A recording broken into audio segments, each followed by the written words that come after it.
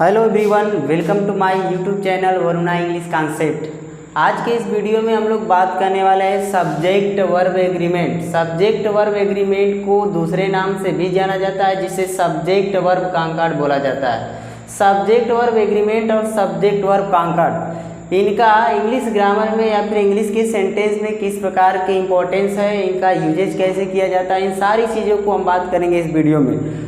और साथ ही साथ सब्जेक्ट वर्ब एग्रीमेंट से जुड़े हम कई फैक्ट्स को भी जानेंगे, किस प्रकार इनके यूसेज होते हैं, किस प्रकार का इनका इंपॉर्टेंस होता है, यानी इन सारी चीज़ों का हम डिस्कस करेंगे इस वीडियो में। तो सबसे पहले हम लोग बात करते हैं कि ये सब्जेक्ट वर्ब एग्रीमेंट होता क्या है।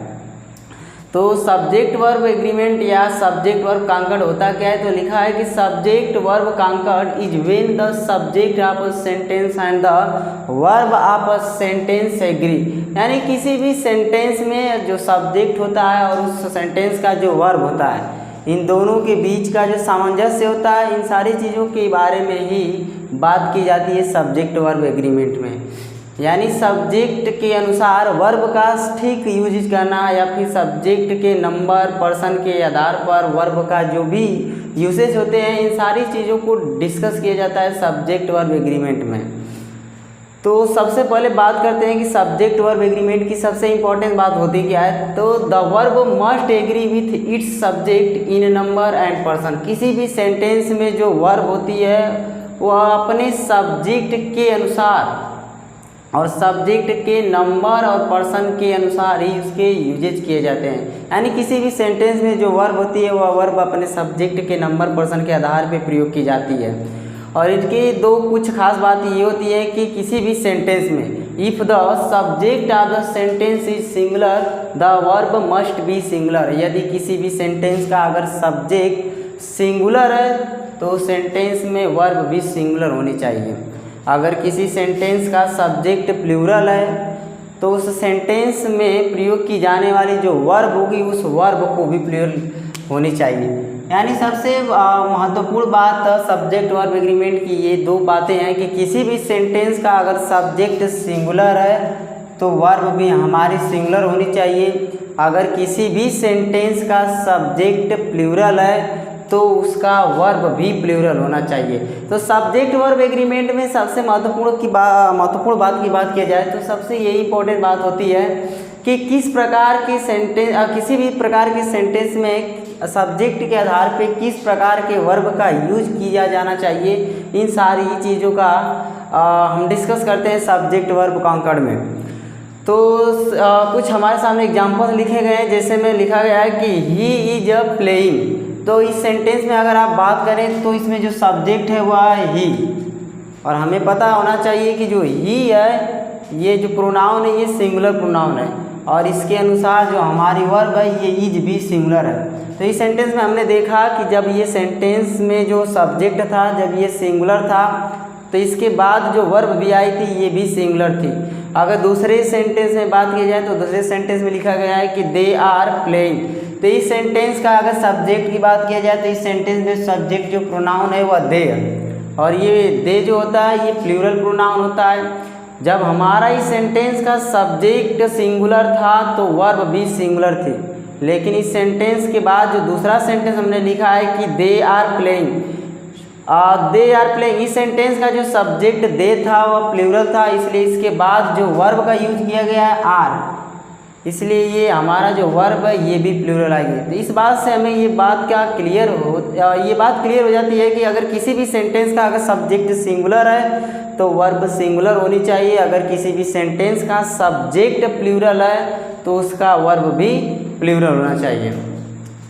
तो आगे बात करते हैं कुछ इंपॉर्टेंस रूल जो सब्जेक्ट वर्ब एग्रीमेंट से जुड़े हुए हैं। तो सबसे पहले बात करते हैं कि अगर किसी भी सेंटेंस में अगर दो नाउन को if two noun are joined by and in a sentence it takes plural verb. अगर किसी भी सेंटेंस में अगर दो नाउन को एंड से ज्वाइन किया गया है तो सेंटेंस में जो वर्ब होती है वह वर्ब प्लूरल होती है।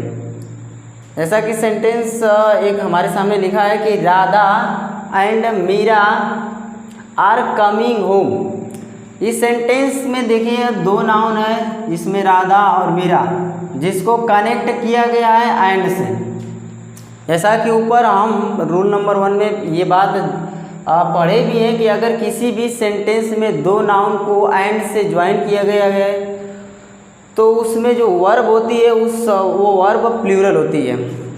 जैसा कि हमारा पहला सेंटेंस था Radha and Meera are coming home. इस सेंटेंस में जो राधा और मीरा जो नाउन है इन दोनों को कनेक्ट किया गया है एंड से, इसलिए इसके बाद जो हमारा वर्ब आर है ये प्लूरल आया है।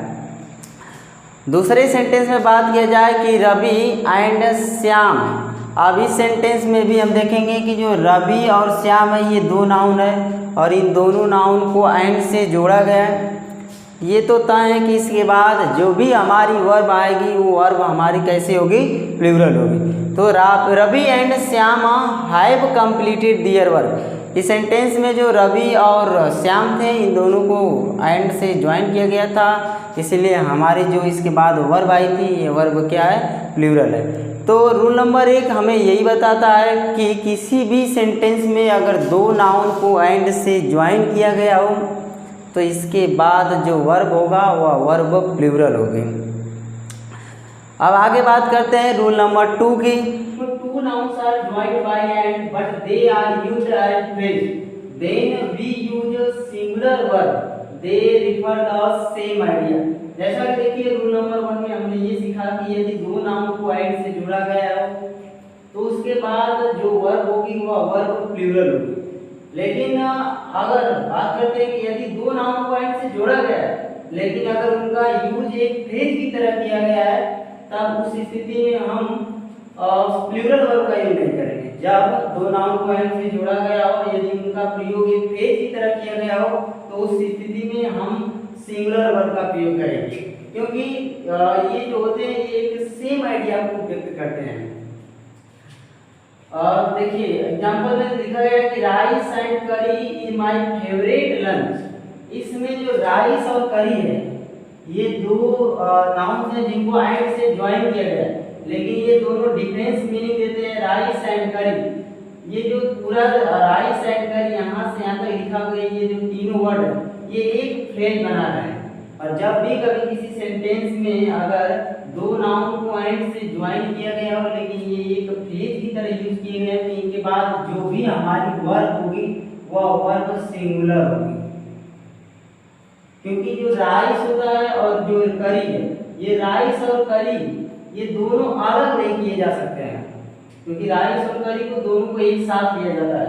तो राइस एंड करी जो ये एंड से ज्वाइन किए गए दोनों नाउन है ये एक फ्रेज बना रहे हैं। और जब भी ऐसे सेंटेंस की बात किया जाए जिसमें दो नाउन को एंड से जोड़ा गया हो और दोनों फ्रेज की तरह यूज किए गए, ये अगर फ्रेज की तरह यूज किए गए हो तो इसके बाद जो हमारी वर्ब होगी वह वर्ब प्लूरल नहीं सिंगुलर होगी। दूसरे सेंटेंस में बात किया गया कि bread and butter is a good breakfast. इसमें जो ब्रेड और बटर है ये दोनों नाउन को एंड से ज्वाइन किया गया है, लेकिन ये दोनों नाउन भले ही एंड से ज्वाइन किया गया है लेकिन ये एक फ्रेज बना रहा है।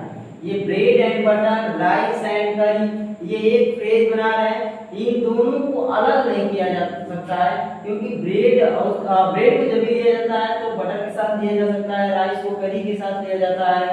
तो bread and butter, rice and करी एक फ्रेज की तरह यूज किए गए हैं और इनको हमें याद करना पड़ेगा कि राइस एंड करी जब भी सेंटेंस में ये दोनों एक साथ आए तो ये एक फ्रेज की तरह आते हैं।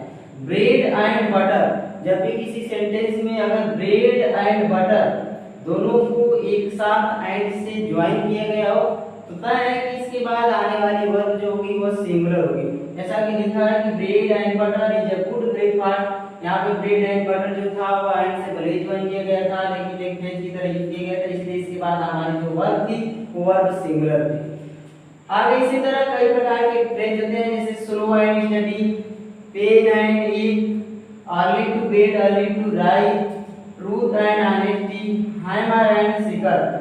ये जितने भी नाउन हैं जो एंड से जोड़े गए हैं ये भले ही एंड से ज्वाइन किए गए लेकिन ये एक फ्रेज की तरह यूज किए जाते हैं। तो इनके बाद जब भी कोई वर्ब का यूज किया जाएगा वो वर्ब हमेशा सिंगुलर होगी, चाहे वो राइस एंड करी हो, ब्रेड एंड बटर हो, स्लो एंड स्टडी हो, पेन एंड ईट हो, early to bed early to rise. ये सारे जो नाउन्स हैं जिनको एंड से ज्वाइन किया गया है इनके बाद आने वाला जो वर्ब होता है वो वर्ब हमेशा सिंगुलर होती है, क्योंकि ये फ्रेज की तरह यूज किए जाते हैं।